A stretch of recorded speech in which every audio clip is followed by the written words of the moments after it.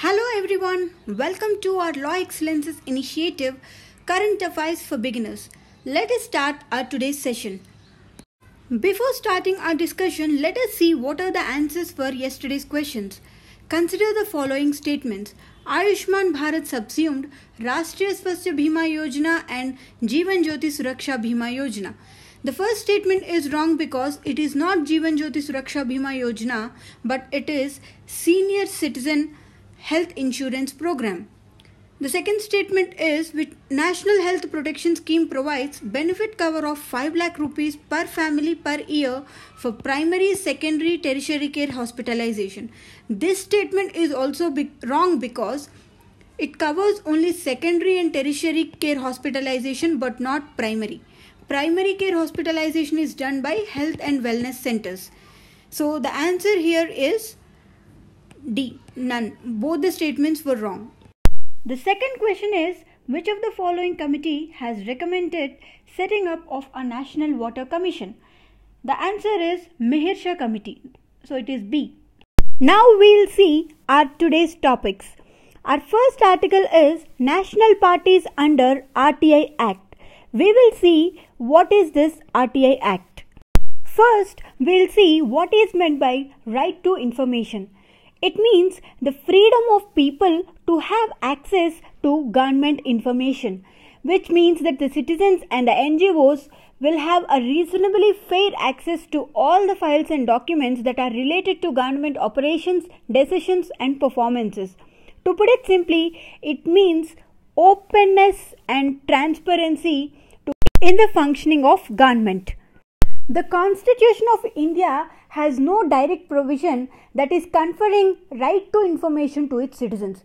However, the Supreme Court has stated that since 1975, the right to information is an intrinsic part of Article 19 and Article 21. Article 19 that deals with right to freedom of speech and expression, whereas Article 21 deals with right to life and personal liberty. Recognizing the need for a proper law for securing information by the citizens from the public authorities, and in order to promote transparency and accountability in the working of all public authorities, the Parliament has enacted this Right to Information Act in 2005. This law overrides the Official Secrets Act of 1923. This law is very comprehensive and covers the disclosure of information on almost all the matters of governance. It is applicable to governance at all levels, that is at central, state and local levels, and also to the bodies owned, controlled or substantially financed by the government, as well as it is applicable to the NGOs receiving government grants. It covers all the legislature, judiciary, as well as executive and all the constitutional bodies. Why this right to information is necessary? This right to information is necessary because it will make the administration more accountable to the people, and it will reduce the gap between administration and people. It makes people aware of administrative decision making, and it will facilitate better delivery of services to the people by the civil servants, and it will facilitate intelligent and constructive criticism of administration, and it will promote public interest by discouraging arbitrariness in administrative decision making, and it will reduce the scope for corruption in public administration.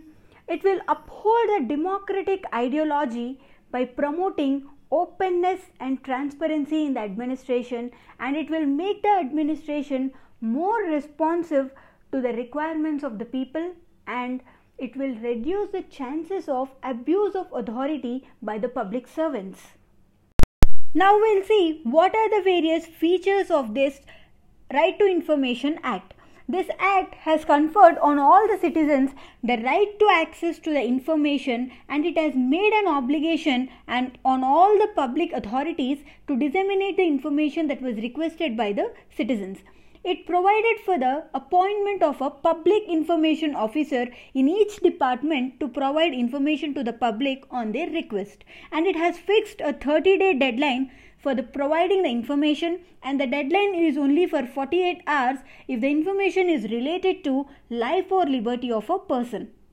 And the information will be provided for free for the people who are below the poverty line, and for others it will be of a reasonable charge. And the government bodies have to publish details of staff payments and the budget. This act has provided for the establishment of a Central Information Commission and State Information Commissions in order to implement the provisions of this act. These are the high-powered independent bodies to act as appellate authorities, and they are vested with the powers of a civil court. The Central Information Commission will take up the complaints and appeals in case of offices, financial institutions, public sector undertakings that were under the central government and union territories. Whereas the State Information Commission will take up the complaints and appeals that are related to the offices, financial institutions, PSUs that were under the control of concerned state government. The Chief Information Commissioner will be appointed by the President, whereas the State Information Commissioners will be appointed by the concerned state governors, and their term will be of 5 years.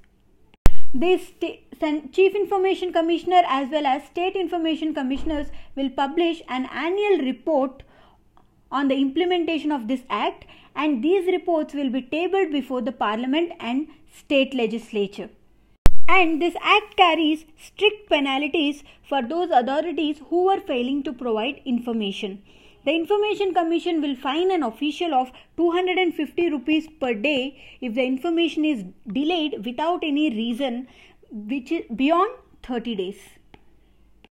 And this act also provides for the system of appeals in case the information is denied. The aggrieved person has to first appeal to the senior of the concerned public information officer within 30 days, and the second appeal has to be to the Information Commission, that is within 90 days. The decision of the Information Commission in this situation is binding. And the appeals at both stages should be disposed of within 30 days, which can be extended by 15 days, that is totally 45 days. That means in any case the decision must be given within 45 days. And the act provides for a bar on the jurisdiction of the court. That means no court should entertain any suit or application or other proceedings in respect of any order that is made under this act. And the another thing is, this purview of this RTI Act will not extend to the intelligence and security organizations like Intelligence Bureau, Research and Analysis Wing, Border Security Force, CISF and National Security Guard. But the information pertaining to allegations of corruption or violation of human rights by these organizations will not be excluded.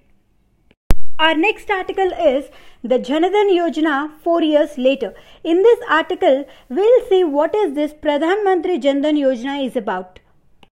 Before seeing the scheme, we should know what is meant by financial inclusion. Financial inclusion is delivery of financial services at an affordable cost to the vast sections of the disadvantaged and low income groups, and providing them with the timely and adequate access to financial products, services like bank accounts, saving products, remittances and payment services, insurance, advisory services, entrepreneurial and microcredit and microfinance.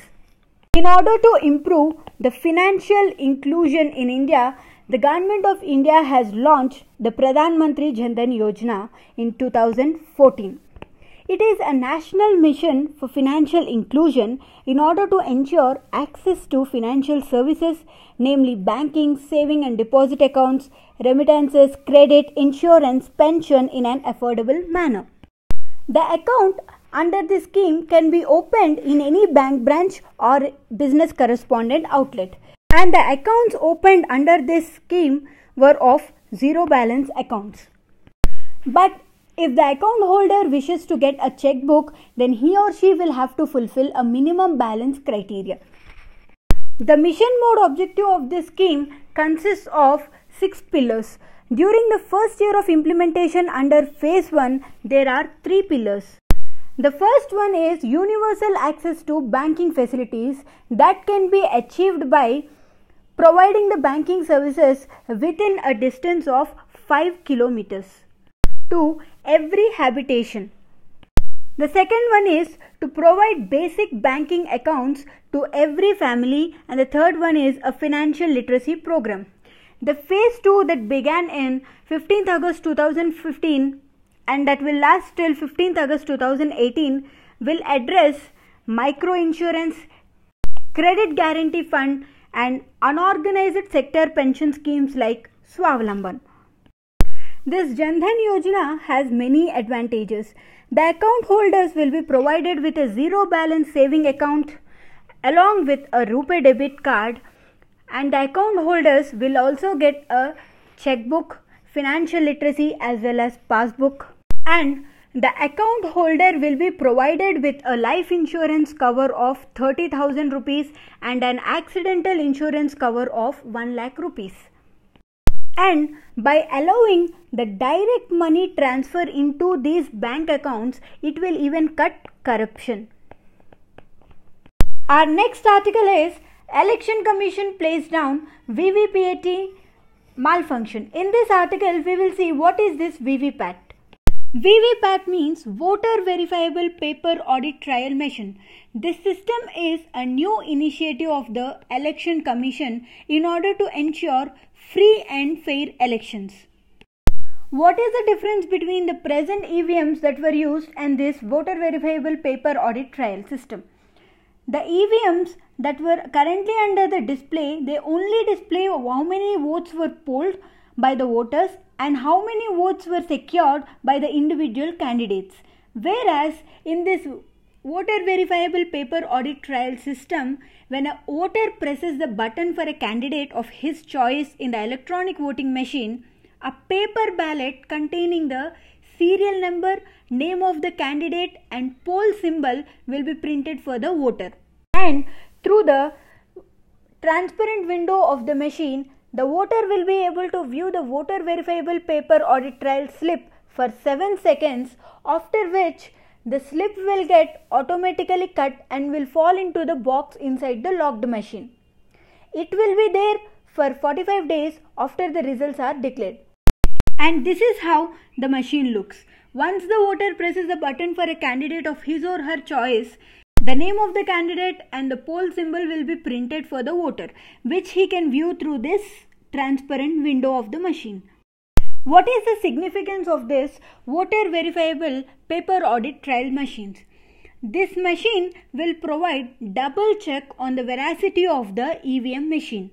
It will allow the voters to verify that their votes are casted correctly, and it will detect the possible election frauds or any malfunctions, and it will provide a means to audit the stored electronic results. And the first state to use this VVPAT machines in India was Nagaland, where this Voter Verifiable Paper Audit Trial was attached to the electronic voting machines during the 2013 Noxon Assembly constituency. Whereas in 2017, Goa became the first state in India, it is Goa, where this Voter Verifiable Paper Audit Trials were used in all the 40 constituency during the assembly elections. Now we'll see the questions from today's topics. Consider the following statements. The Voter Verifiable Paper Audit Trial system is first used in Maharashtra, and this Voter Verifiable Paper Audit Trial system is an initiative of Election Commission of India. Select the correct quote from below. The second question is, consider the following regarding right to information. The Constitution of India has specifically mentioned about the right to information. The State Information Commissioner will be appointed by the President of India. Select the correct answer using the quote below. Try to answer these questions and post your answers in the comment box. And these questions will be discussed in tomorrow's video. Thank you.